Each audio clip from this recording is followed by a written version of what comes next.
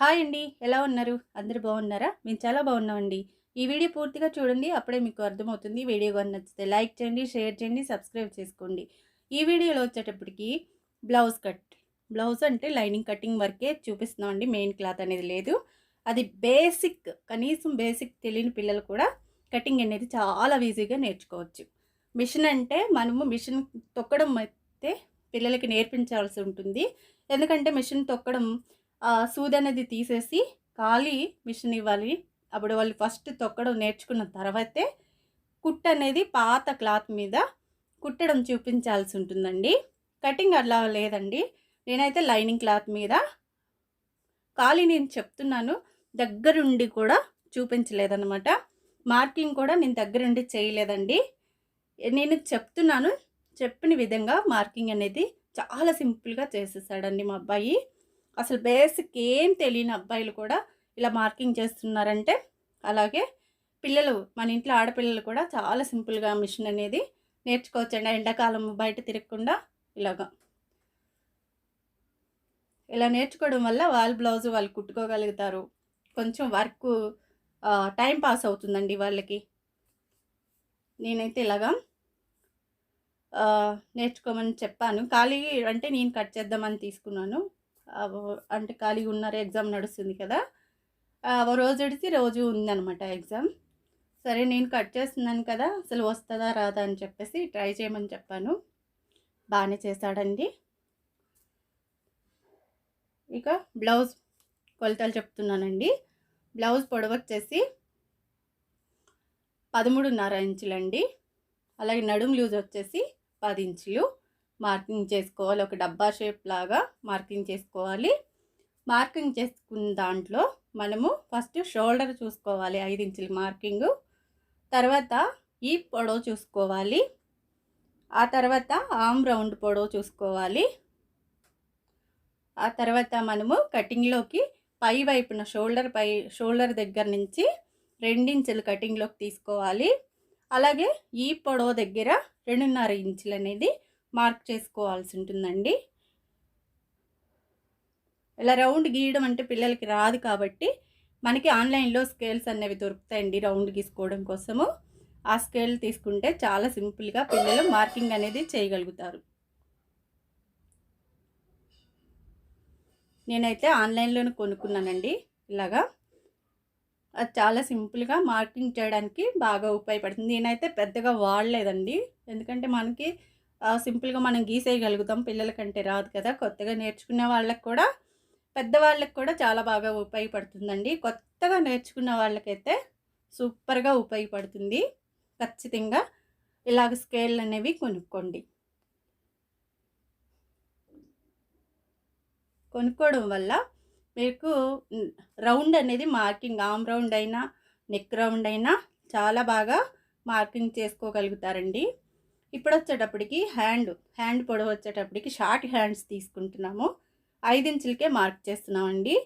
కింద వైపు వచ్చేటప్పటికి కొంచెం అంతా మనము ఎక్కువ తక్కువ క్లాత్ అనేది ఉంటది కాబట్టి ఫస్ట్ అయితే ఒక మార్కింగ్ అనేది చేసుకోవాలి. చూడండి, ఫోల్డింగ్ ఉన్నది మన సైడ్ ఉండాలి. ఓపెన్ ఉన్నది ఇటు మనం ఎదురుకు ఉండాలనమాట. అంటే సైడ్‌కి ఉండాలి. ఇక్కడి నుంచే హ్యాండ్ లూజ్ అండి 5 ఇంచులకి ఖర్చుకు 2 ఇంచులకి ఖర్చు మార్కింగ్ అనేది చేసుకున్నాం అనమాట. హ్యాండ్ రౌండ్ అంటే హ్యాండ్ డౌన్ కోసం అంటే మనము ఈ విధంగా 3 ఇంచులకి పైనుంచి షోల్డర్ మన హ్యాండ్‌కి మార్క్ చేసుకున్నాం కదా! పొడవు మార్క్ చేసుకున్నాం కదా! పైనుంచి కింద వైపుకి 3 ఇంచులు మార్క్ చేసుకోవాల్సి ఉంటుంది. ఇలా ఇక్కడి నుంచి మన ఈ మార్కింగ్‌లోకి ఈ మనం హ్యాండ్ లూజ్ తీసుకుంది మార్క్ చేసుకోవాలండి. మనం ఇలాగా అంటే హ్యాండ్ రౌండ్ కోసం 1 ఇంచ్ మనం వదిలేసి 1 ఇంచ్ నుంచి షేప్ అనేది మార్క్ చేసుకోవాల్సి ఉంటుందండి. హ్యాండ్ షేప్ అనేది ఈ విధంగా మార్క్ చేసుకున్న తర్వాత ఇలా ఎక్కువ తక్కువ ఉన్న క్లాత్ అనేది నీట్‌గా కట్ చేసుకోవాలి. మనకి హ్యాండ్ షేప్ అనేది ఐబ్రో మాదిరి రావాలండి నీట్‌గా. ఇక్కడ వచ్చేటప్పటికి మనం ఫ్రంట్ భాగం తీసుకోవాలి. ఫ్రంట్ భాగం తీసుకోవాలంటే ఇలా 2 ఇంచులకి మార్క్ చేసుకోవాలి. ఇక్కడ నుంచి ఇలాగా చూడండి, నేను ఇలా చెప్తున్నాను, టక్ టక్కా మార్కింగ్ అనేది చేసేసాడు. ఇలా పై వైపుకి ఇలా ఫోల్డ్ చేసుకోవాలి. ఇలా చేసుకొని మనకి ఎక్కడ క్రాస్ ఉందో ఆ మూలకైతే క్లాత్ అనేది వేసుకోవాలండి. ఇలా వేసిన తర్వాత దాని చుట్టూ స్కేల్ అనేది పెట్టుకొని ఈ విధంగా మొత్తం మార్క్ చేసుకోవాలి. మనం బ్యాక్ పార్ట్ ఏ విధంగా అయితే కట్ చేసుకున్నామో ఆ విధంగా అయితే మార్క్ చేసుకోవాల్సి ఉంటుంది. మనకి క్లాత్ లేవకుండా అలా కనిగి ఉండాలంటే ఖచ్చితంగా స్కేల్ అనేది బరువు పెడితే క్లాత్ అనేది అటు ఇటు జరగకుండా నీట్గా ఉంటుందండి.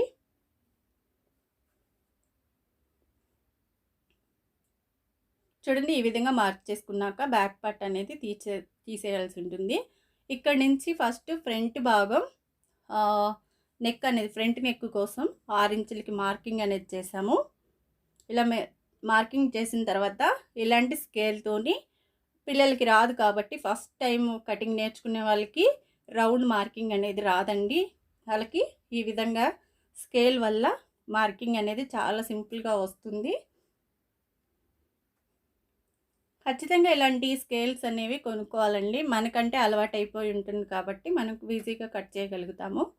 పిల్లలకంటే కొత్తగా నేర్చుకునే వాళ్ళకి స్కేల్స్ అయితే కొనుక్కోవడం వల్ల మీకు బాగా ఉపయోగపడుతుందండి. కొత్త వాళ్ళు ఎవరు నేర్చుకున్నా ఇలాంటి స్కేల్స్ అనేవి కొనుక్కోండి.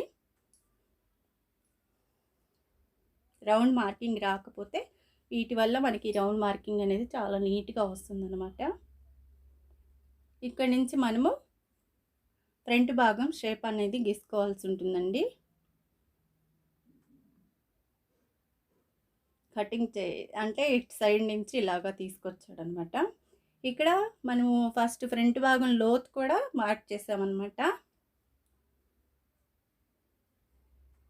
మనం ఏ విధంగా అయితే మార్క్ చేసామో దానిపై నుంచి అయితే ఈ విధంగా కట్ చేసుకోవాల్సి ఉంటుందండి.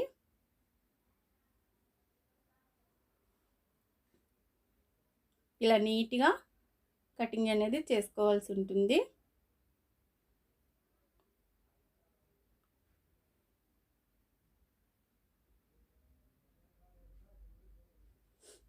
ఇలాగ నిదానంగా అయితే కట్ చేయాలండి. పిల్లలు కదా, కొంచెం క్లాత్ అనేది అటు ఇటు జరుపుకొని చాలా నీట్గా అయితే బ్లౌజు కటింగ్ అనేది బాగా చేశాడు.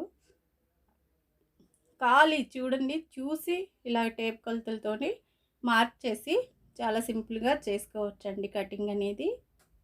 కొత్త వాళ్ళైతే 20 నిమిషాల్లో బ్లౌజ్ కటింగ్ అయితే పూర్తి చేస్తారండి ఖచ్చితంగా.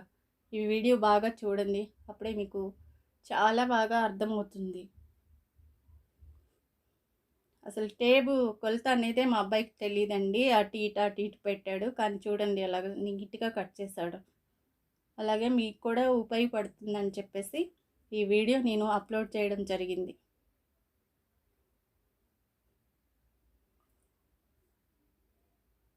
చూడండి, ఈ విధంగా అయితే ఇది షేప్ బెల్ట్ అనమాట. షేప్ బెల్ట్కి అయితే మనం ఫస్ట్ ఒకవైపు ఇచ్చేటప్పటికి 3.5 ఇంచులు మార్క్ చేసుకోవాలి. రెండో వైపు వచ్చేటప్పటికి 3 ఇంచులు మార్క్ చేసుకోవాలి. అలాగే మనం పొడవు 10 ఇంచులు అంటే వెల్లాడులో 10 ఇంచులు తీసుకున్నాము. అలాగే 5 ఇంచుల దగ్గరికి మధ్యలో ఒక మార్కింగ్ అనేది చేసుకోవాలి. పావు తక్కువ 3కి మార్క్ చేసుకున్న దాని ప్రకారం మార్క్ చేసుకొని మనము కటింగ్ చేసుకోవాల్సి ఉంటుంది. ఇది వచ్చేటప్పటికి నడుం బెల్ట్ అండి. నడుం బెల్ట్ కూడా కొలతతోనే కట్ చేయించాను అనమాట. కనీసం పక్కన కూర్చొని కూడా నేను ఇలా మార్క్ చేయాలి అలా మార్క్ చేయాలని చెప్పలేదండి. దూరం నుంచి నేను చెప్తుంటేనే చాలా బాగా కట్ చేశాడనమాట. పిల్లలకైతే చదువుకునే పిల్లలకి డ్రాయింగ్ వేయడం వస్తుంది కదండి, చాలా సింపుల్గా బ్లౌజ్ కటింగ్ అనేది కూడా డ్రా చేయగలుగుతారు, బాగా కట్ చేయగలుగుతారండి. ఇప్పుడు మొత్తం చూపించాలి ఇలాగని చెప్పాను. చూడండి, నెక్ మనకైతే ఎంత పర్ఫెక్ట్గా కట్ చేశాడో. ఇవి ఫ్రంట్ భాగాలండి. ఇక్కడైతే కొంచెం అంత జాయింట్ పడుతుంది. హ్యాండ్స్, ఇది షేప్ బెల్ట్ అండి, ఇది నడుం బెల్ట్. అన్నీ లైన్‌గా పెట్టాలి కటింగ్ చేసిన తర్వాత అని చెప్పాను. ఒకదానిపైన ఒకటి అని